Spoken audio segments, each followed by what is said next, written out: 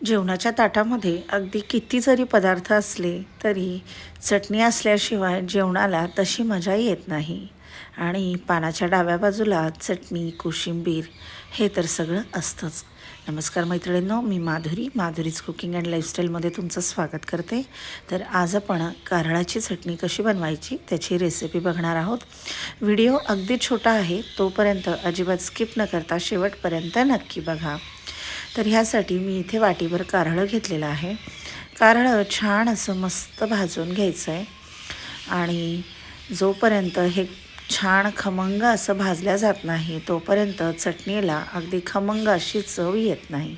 त्यामुळे ही स्टेप अतिशय महत्त्वाची आहे. आणि हे कारळं हाय फ्लेमवर न भाजता मीडियम फ्लेमवरच भाजायचं, म्हणजे त्याचा खमंगपणा टिकून राहतो आणि ते करपत देखील नाही. कारळं हे बऱ्याचदा गाजराची भाजी किंवा वांग्याची भाजी करताना त्यामध्ये त्याची पूड करून वापरलं जातं. आणि जवसाच्या चटणीसारखी कारळाची चटणी देखील खूप जास्त हेल्दी म्हणजे पौष्टिक असते. त्यामुळे आवर्जून तुम्ही याचा समावेश आपल्या आहारामध्ये नक्की करावा.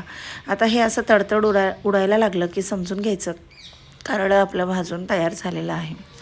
तर आता गॅसची फ्लेम बंद करायची, याला सतत असं हलवत राहायचं आहे आणि उडायला लागल्यानंतर 1-2 मिनिटभर असं परतून मग एका प्लेटमध्ये काढून घ्यायचं आहे.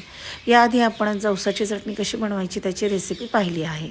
आता कारळाची चटणी बनवण्यासाठी भाजून घेतल्यानंतर एका मिक्सरच्या जारमध्ये घालायचं, चवीपुरतं मीठ घालायचं, जिरं घालायचं, लाल तिखट यामध्ये घालून घ्यायचं आणि भरपूर असा लसूण घालायचा.